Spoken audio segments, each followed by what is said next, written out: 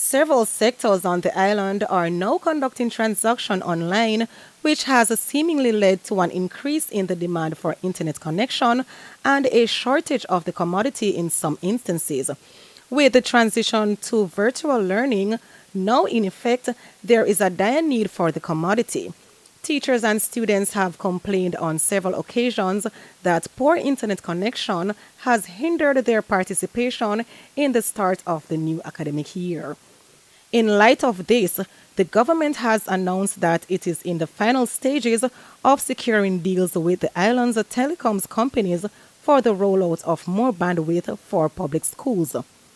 Speaking Monday on Beyond the Headlines, Acting Chief Education Officer Dr. Kassan Troop disclosed that another phase of the plan for schools has been activated.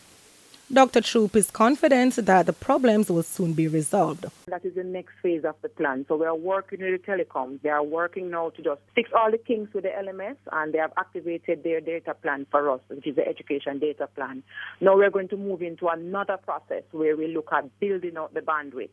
So the telecoms would have communicated to us as it relates to how much megabyte a school needs to have for a particular type of enrollment, be it 100 students, 500 students, etc. So they have already sent that to us, and we are working on our procurement to send out our bids for them to indicate how many of the schools they will be able to assist us in building out their bandwidth. Dr. Troop says a needs assessment has been done and the information is now available. So done the audit, we know how many schools are utilizing the Flow network and how many schools using the Digicel and other services that are out there in the field. That information has been sent to us. We have done the analysis in terms of how much data each school, how much bandwidth each school will require to operate the remote school, and also when they re-engage fully. So there are two phases that we're going to be going through with the telecom.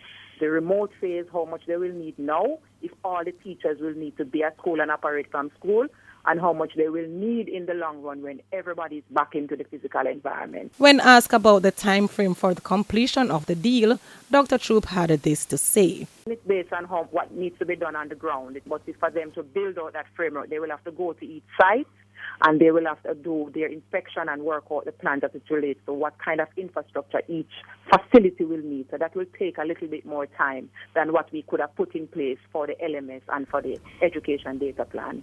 Kerry Ann Golson, Frontline News.